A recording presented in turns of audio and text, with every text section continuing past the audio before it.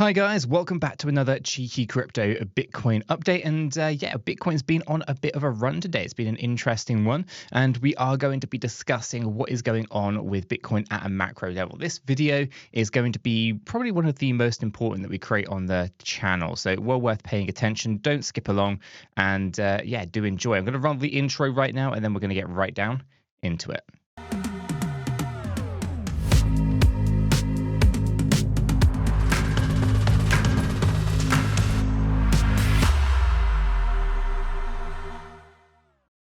Okay, guys, let's kick things off with what we've got here, right? So we are going to be taking a look at the macro view. We might take a look at the daily time frame as well. So this particular chart is Bitcoin paired up with USD. This is the 1 week Bitstamp data. Now, on here, we have the Gaussian channel put on.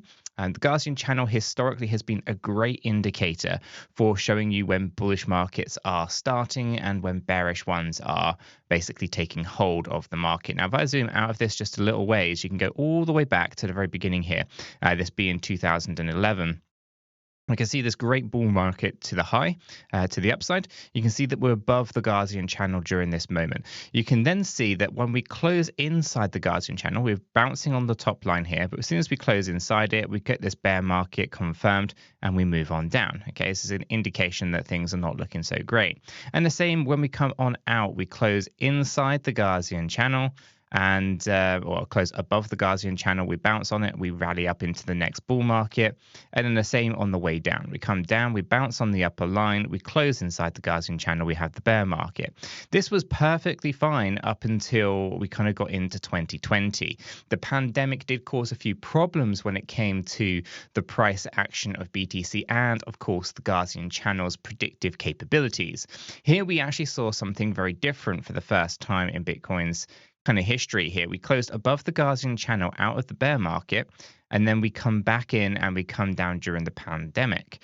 This second capitulation event wasn't something that we had seen previously in the Gaussian channel's history here. We then rally on up above and we have the bull market. We bounce from the upper line. We have the all-time high. We close inside the Gaussian channel. We close outside the Gaussian channel 2 weeks in a row there, inside then outside, and then we come down into the bear market. So it becomes a little bit unpredictable during that last bullish market.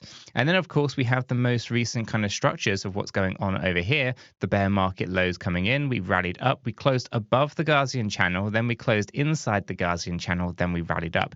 Again, very similar, I guess, to kind of what we had seen previously, but not exactly the same. We have new data coming in here, new variables. And I've been through this a fair number of times when it comes to the Bitcoin data here. We are running on slightly different structures than we had seen previously. For example, right, this first kind of bounce area right here on Bitcoin's history in 2022.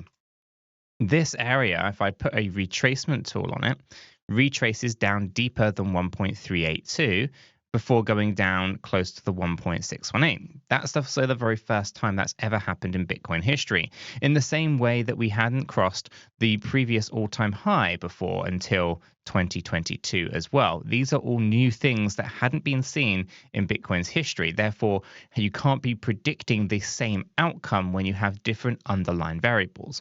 Okay, so it's important that we understand that things are different, but for the most part, the Gaussian channel still kind of acts in a very similar way. And I wanted to kind of show this to you guys today, because one of our members over in Discord did actually have a really good chart. I'm going to kind of replicate it here.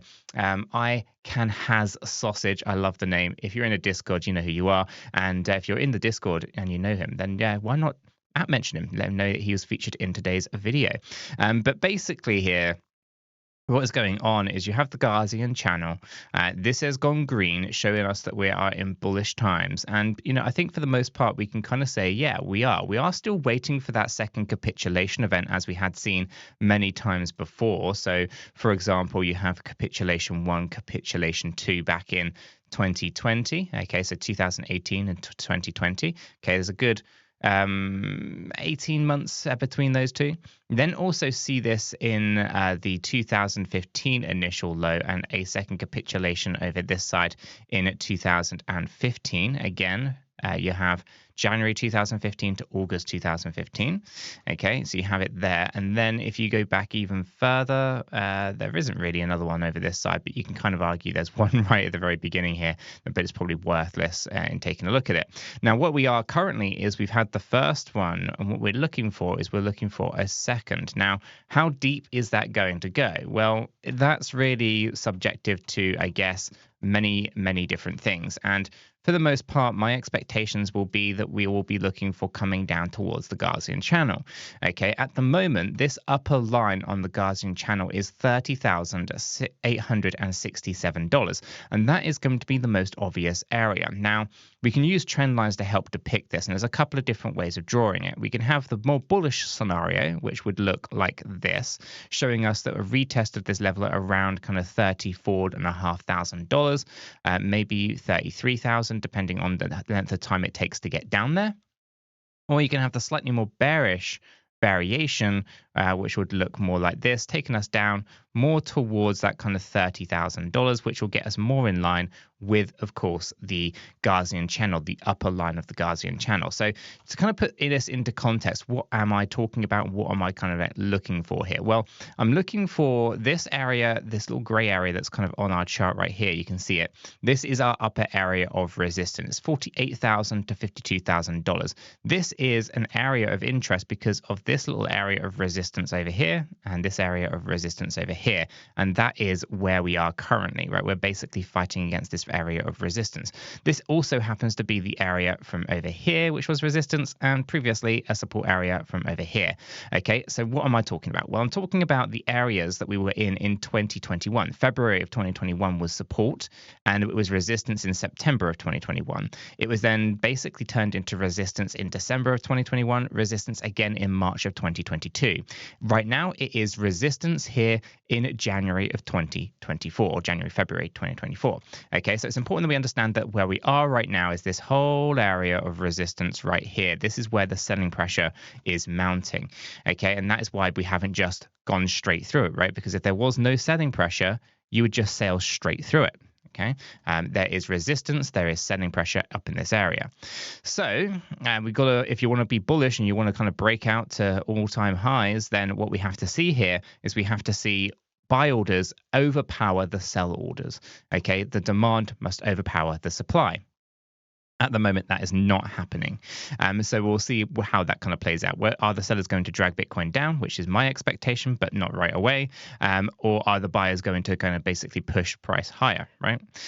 So what we are looking for here, realistically speaking, with the Gaussian channel, coming in around this kind of 30K area, this gray area right here. Okay, let me show you that one.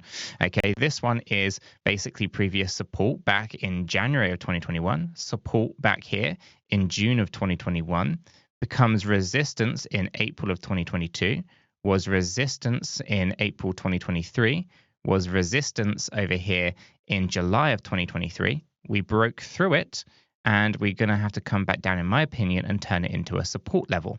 Okay, and this range is that $30,000 to $32,000. So a wick down there, I think, would be pretty decent, in my opinion. Now, with all that being said, what gets you down to those low levels and what gets you to kind of move on down towards this area before you kind of lift off is going to be the Fed pivot, in my opinion, right? There's a lot of fundamental things going on in the world. The Fed pivot is going to be reacting, or the Federal Reserve over in the US will be reacting to some of those fundamental issues. So let's just focus in on just one of them to kind of keep this video really simple.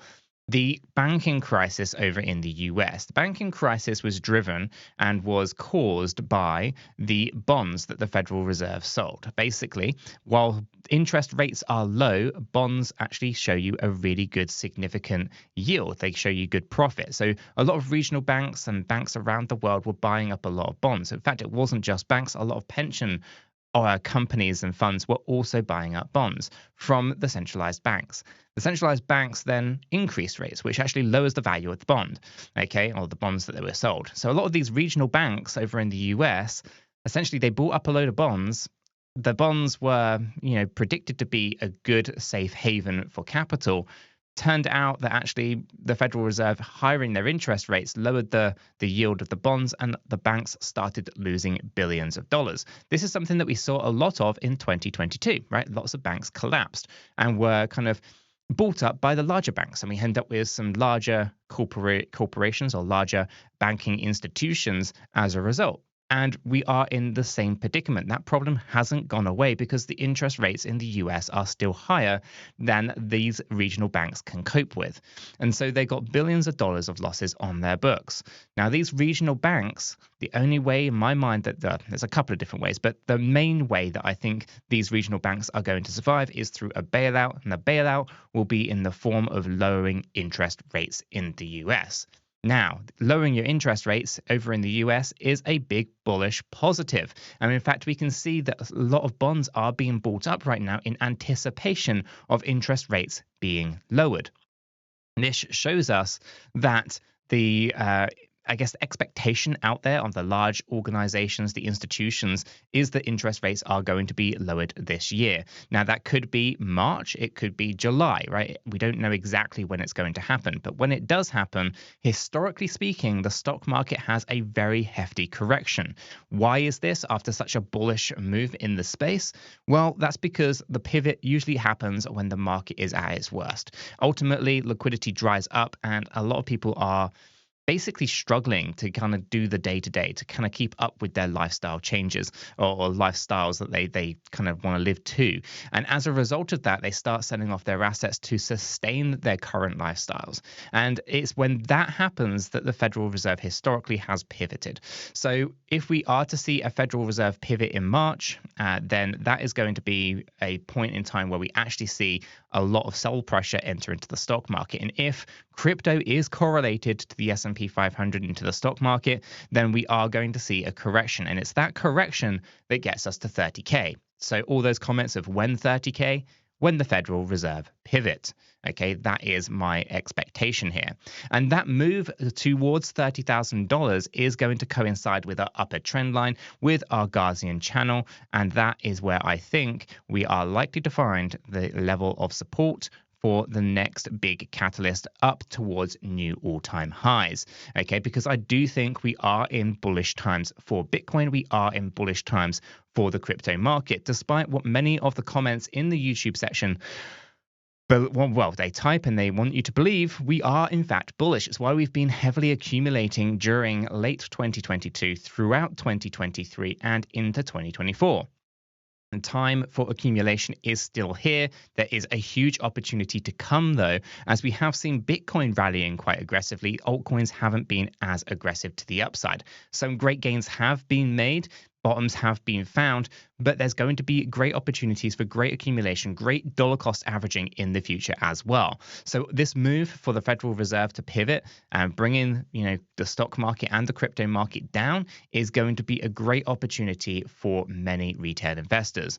As I said, this potential move, and I've said it before and I'll say it again, could be just 35%. We could see, a loss of this trend line because trend lines in themselves are weak and subjective, and maybe come down to the mid-level of our Gaussian channel, more towards kind of $30,000.